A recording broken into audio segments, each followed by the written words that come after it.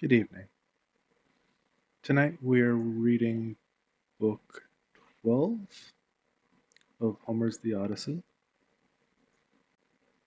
If you like my content, like and subscribe. If not, that's completely fine.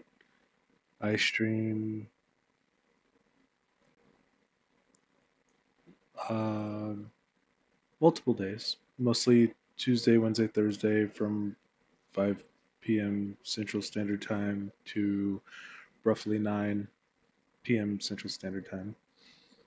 Um, so, yeah, let's get into the reading. Thank you. After we were clear of the river Oceanus, and had got out into the open sea, we went on till we reached the alien island where there is dawn where where there is dawn and sunrise as in other places. When then we then drew our ship onto the sands and got out of her onto the shore, where we went to sleep and waited till day should break. Then, when the child of morning, rosy-fingered dawn appeared, I sent some men to Circe's house to fetch the body of Elpenor. We cut firewood from a wood where the headland jutted out into the sea, and after we had wept over him and lamented him, we performed his funeral rites. When his body and armor had been burned to ashes, we raised a cairn, set a stone over it, and at the top of the cairn we fixed the oar that he had been used to row with. While we were doing all this, Circe, who knew that we had got back from the house of Hades, dressed herself and came to us as fast as she could, and her maidservants came with her, bringing us bread, meat, and wine. Then she stood in the midst of us and said, "You have done a bold thing in going down alive to the house of Hades, and you will have died twice, to other people's once. Now, then, stay here for the rest of the day, feast your fill, and go on with your voyage at daybreak tomorrow. In the meantime, I will tell Odysseus about your course, and will explain everything to him, so as to prevent your suffering from misadventure, either by land or sea." We agreed to do as she said, and feasted through the livelong day, to the going down of the sun. But when the sun had set, and it came on dark, the men laid themselves down to sleep by the stern cables of the ship. Then Circe took me by the hand and bade me be seated away from the others, while she reclined by my side and asked me all about our adventures. "So far so good," she said, when I had ended my story. "And now pay attention to what I am about to tell you. Heaven itself, indeed, will recall it to your recollection. First, you will come to the sirens, who enchant all who come near them. If any one unwarily draws in too close and hears the singing of the sirens, his wife and children will never welcome him home again, for they sit in a green field and warble him to death with the sweetness of their song. There's a great heap of dead men's bones lying all around, with the flesh still rotting off them. Therefore, pass these sirens by, and stop your men's ears with wax, that none of them may hear. But if you like, you can listen yourself, for you may get the men to bind you as you stand upright on a cross piece halfway up the mast, and they must lash the rope's ends to the mast itself, that you may have the pleasure of listening. If you beg and pray the men to unloose you, then they must bind you faster. When your crew have taken you past these sirens, I cannot give you coherent directions as to which of two courses you are to take. I will lay the two alternatives before you, and you must consider them for yourself. On the one hand, there are some overhanging rocks against which the deep blue waves of Amphitrite beat with terrific fury. The blessed gods call these rocks the Wanderers. Here not even birds may pass, no, not even the timid doves that bring ambrosia to Father Zeus. But the sheer rock always carries off one of them, and Father Zeus has to send another to make up their number. No ship that ever yet came to these rocks has got away again, but the waves and the whirlwinds of fire are freighted with wreckage and with the bodies of dead men. Freighted.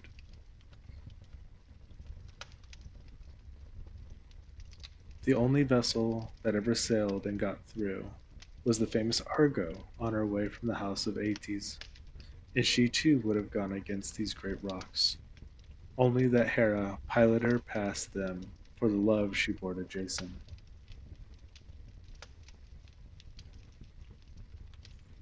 Of these two rocks, the one reaches heaven and peaks is lost in a dark cloud. This never leaves it, so that the top is never clear, not even in summer and early autumn.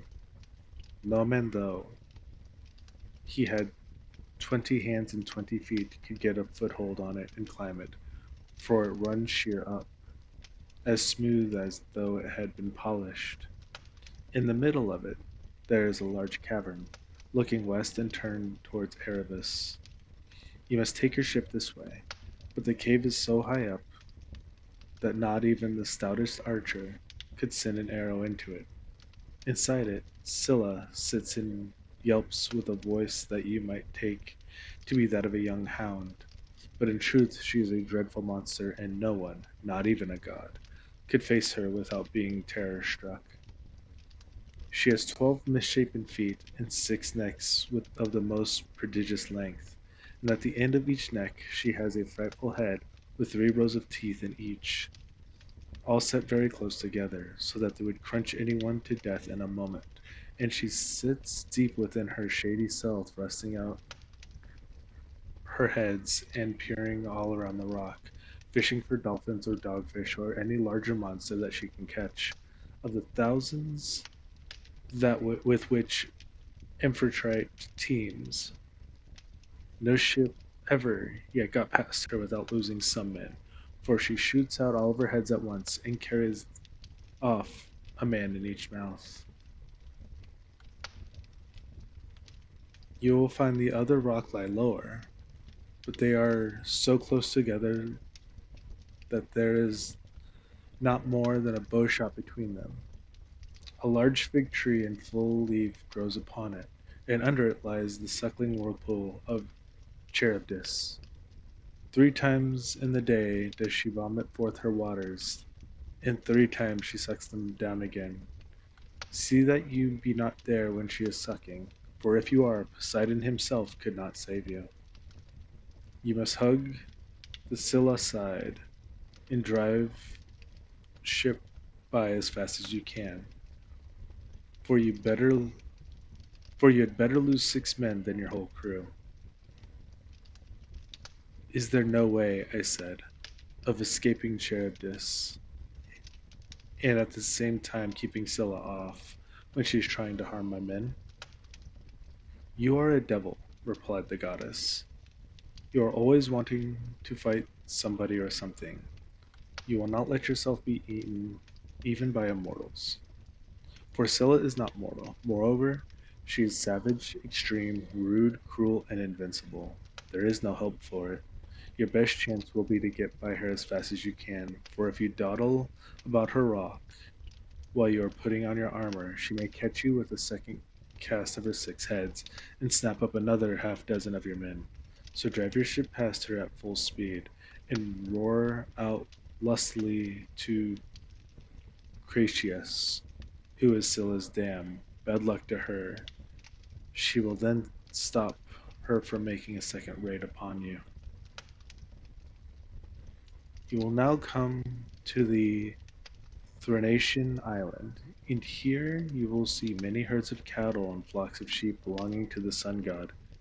7 herds of cattle and 7 flocks of sheep, with 50 head in each flock. They do not breed. nor do they become fewer in number, and they are tended by the goddess Bethusa and Lampe- Lampeti, who are the children of the sun god Hyperion by Neaera.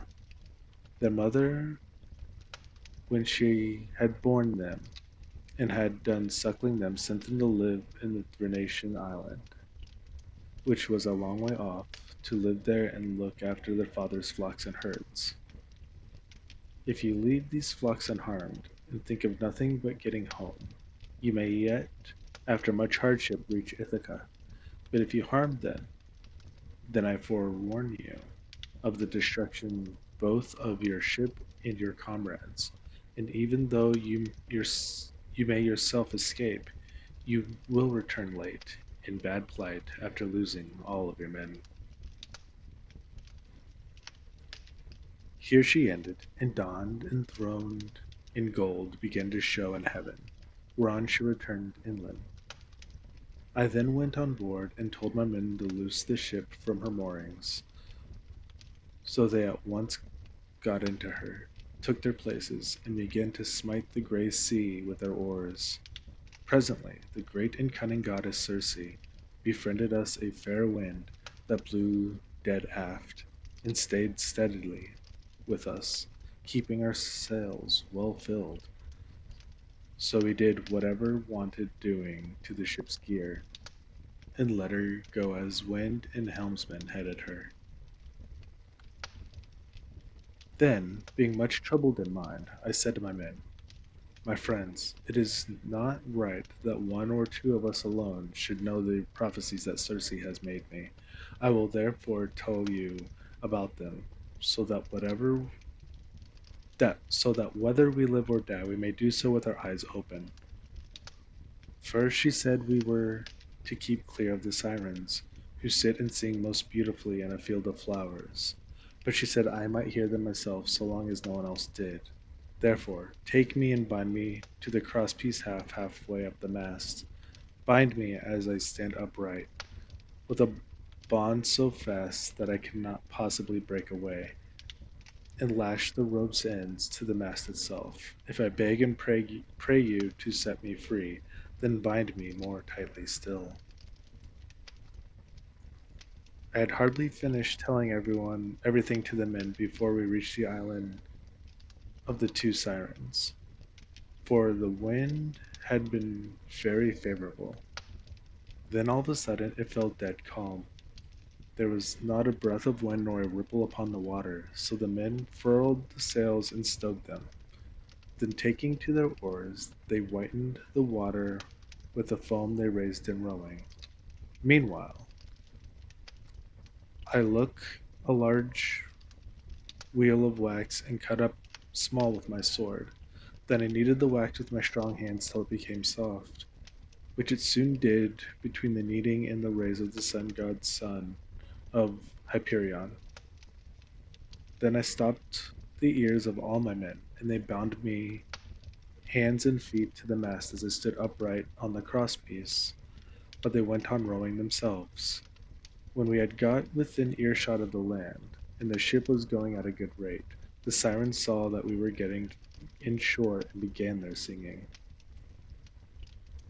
"Come here," they sang, "renowned Odysseus, honor to the Achaean name, and listen to our two voices. No one ever sailed past us without staying to hear the enchanting sweetness of our song, and he who listens will go on his way not only charmed, but wiser, for we know all the ills that the gods lay upon the Argives and the Trojans before Troy, and can tell you everything that is going to happen all over the world." They sang these words most musically, and as I longed to hear them further, I made signs by frowning to my men that they should set me free. But they quickened their stroke, and Eurylochus and Paramedes bound me with still stronger bonds, till we had got out of hearing of the sirens' voices. Then my men took the wax from their ears and unbound me. Immediately after we got past the island, I saw a great wave from which spray was rising. and I heard a loud roaring sound. The men were so frightened that they loosed hold of their oars, for the whole sea resounded with a rushing of waters. But the ship stayed where it was, for the men had left off rowing. I went round, therefore, and exhorted them, man by man, not to lose heart. My friends, I said, this is not the first time that we have been in danger, and we are in nothing like so bad a case as when the Cyclops shut us up in the cave. Nevertheless, my courage and wise counsel saved us then, and we shall live to look back on all this as well. Now, therefore, let us all do as I say, trust in Zeus and row on with might and main. As for you, coxswain, these are your orders. Attend to them, for the ship is in your hands. Turn her head away from these steaming rapids and hug the rock, or she will give you slip and be over yonder before you know where you are, and you will be the death of us. So they did as I told them, but I said nothing about the awful monster Scylla, for I knew the men would not go on rowing if I did, but would huddle together in the hold. In one thing only did I disobey Circe's strict instructions. I put on my armor. Then seizing two strong spears, I took my stand on the ship's bows, for it was there that I expected first to see the monster of the rock. He was to do my men such harm, but I could not make her out anywhere, though I strained my eyes with looking the gloomy rock all over and over. Then we entered the straits in great fear of mind, for on the rock hand was Scylla, and on the other dread Charybdis kept sucking up the salt water. As she vomited it up, it was like the water in the cauldron when boiling over upon a great fire, and the spray reached the top of the rocks on either side. When she began to suck again, we could see the water all inside rolling around and round, and it made a deafening sound as it broke against the rocks. We could see the bottom of the whirlpool, all black with sand and mud, and the men were at their wits' ends for fear. While we were taken up with this, we were expecting each moment to be our last. Scylla pounded down suddenly upon us and snatched up six of my best men. I was looking at once after both ship and men, and in the moment I saw their hands and feet fly ever so high above me, struggling in the air as Scylla was carrying them off, and I heard them call out my name in one last despairing cry. As a fisherman, seated, spear in hand, upon some jutting rock, throws into the water to deceive the poor little fishes, and spears them with the ox's horn which, with which his spear is shod, throwing them gasping on the land as he catches them one by one. Even so did Scylla land these panting creatures on her rock and munch them up at the mouth of her den, while they screamed and stretched out their hands to me in their mortal agony. This was the most sickening sight that I saw throughout all of my voyages.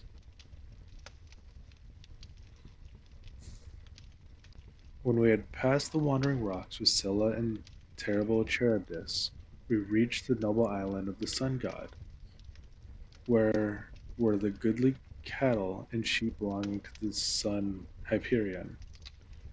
While still at sea in my ship, I could bear the cattle lowing as they came home to the yards, and the sheep bleating. Then I remembered what the blind Theban prophet Tiresias had told me, and how carefully Aeneas Circe had warned me to shun the island of the blessed sun god.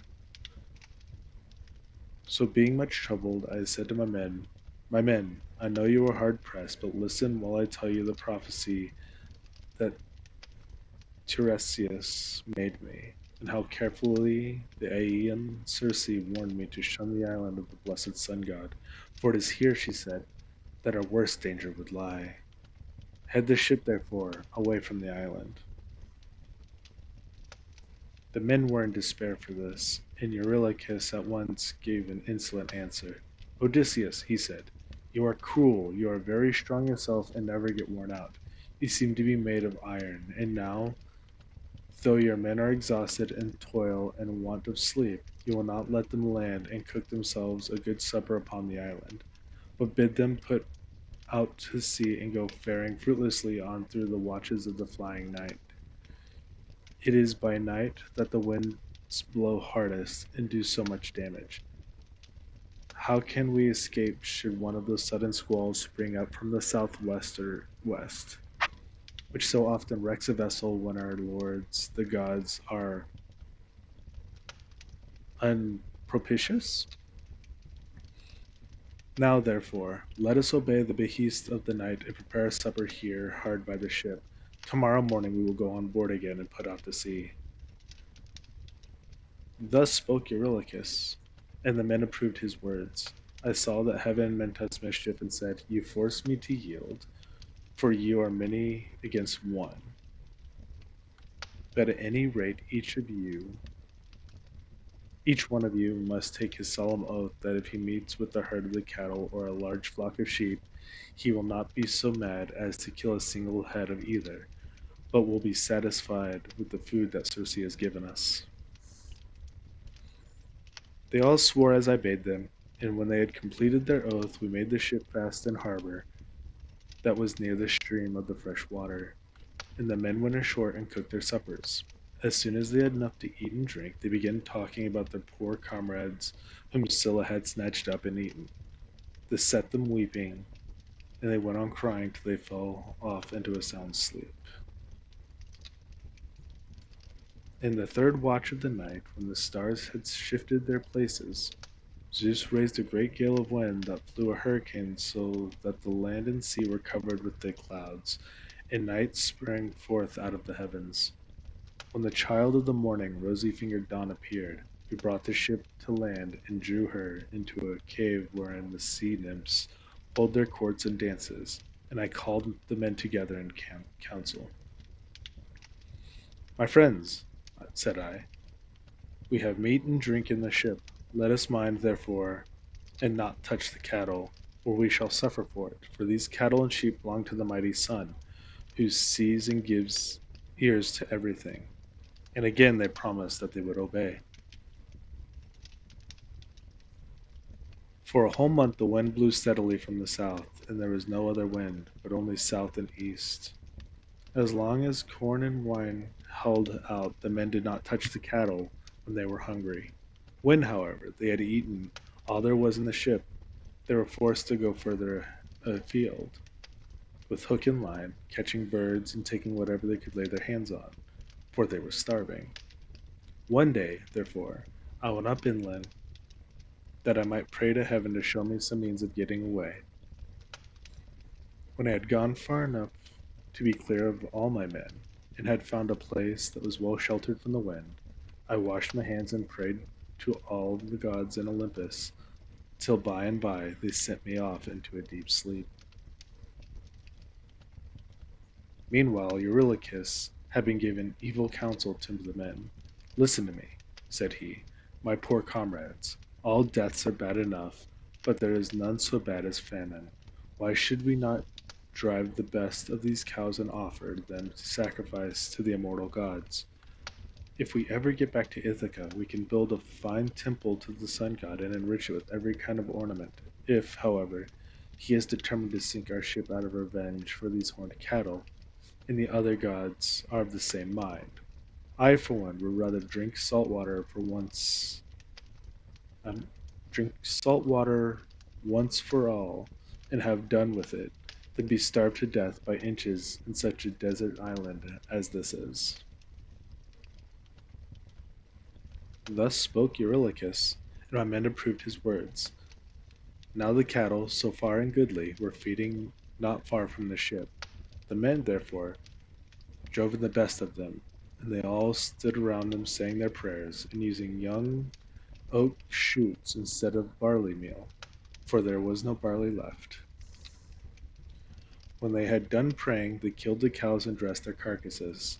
They cut off the thigh bones, wrapped them around in 2 layers of fat, and set some pieces of raw meat on top of them. They had no wine, which with to make drink offerings over the sacrifice while it was cooking. So they kept pouring on a little water from time to time while the inward meats were being grilled. Then, when the thigh bones were burned and they had tasted the inward meats, they cut up the rest up small and put the pieces upon the spits. By this time my deep sleep had left me, and I turned back to the ship and to the seashore. As I drew near, I began to smell hot roast meat, so I groaned out a prayer to the immortal gods. Father Zeus, I exclaimed, and all of you other gods who live in everlasting bliss, you have done me a cruel mischief by the sleep into which you have sent me. See what fine work these men of mine have been making in my absence.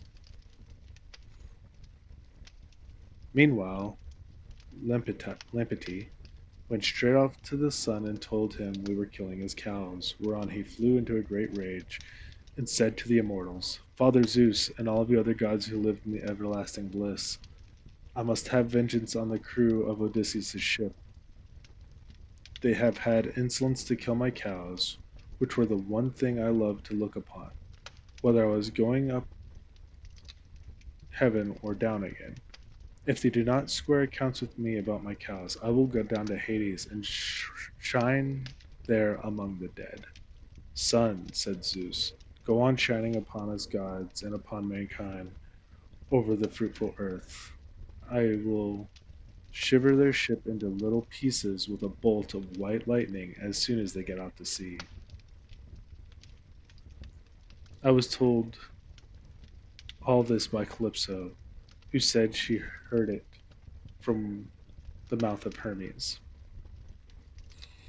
As soon as I got down to my ship and into the seashore, I rebuked each one of my men separately.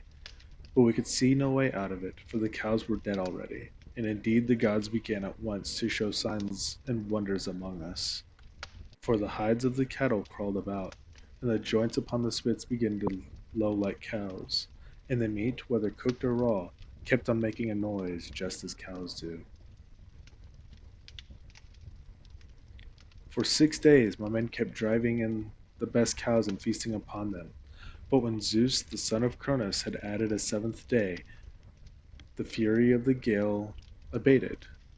We therefore went on board, raised our masts, spread sail, and put out to sea. As soon as we were well away from the island, and could see nothing but sky and sea, the son of Cronus raised a black cloud over our ship, and the sea grew dark beneath it.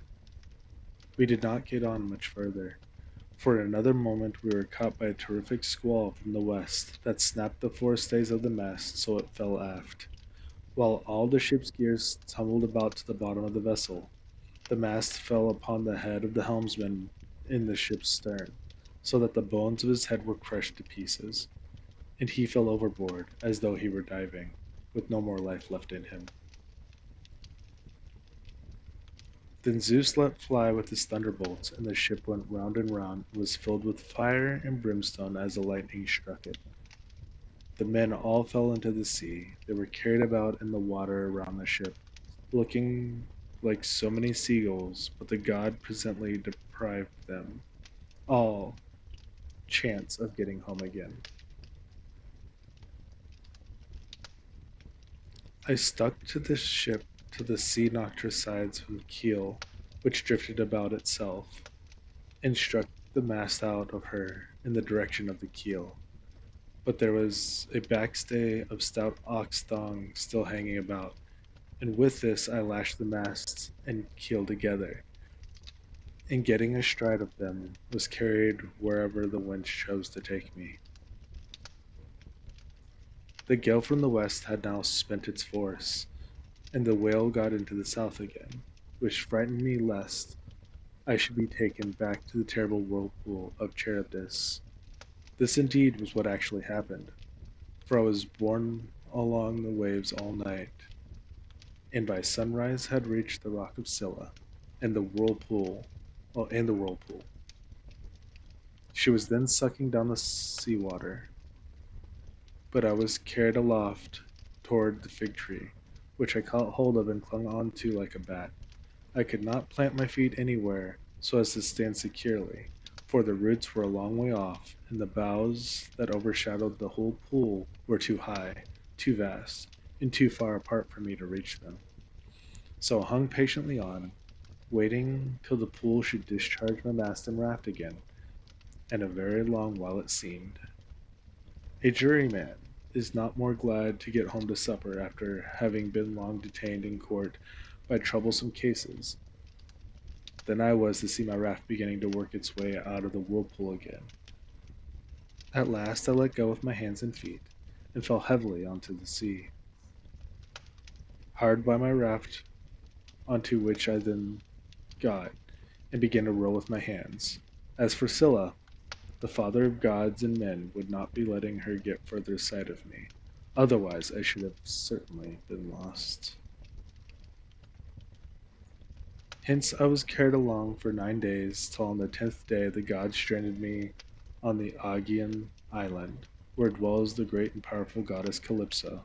She took me in and was kind to me, but I need say no more about this, for I told you and your noble wife all about it yesterday, and I hate saying the same thing over and over again. Thank you very much. Have a wonderful evening.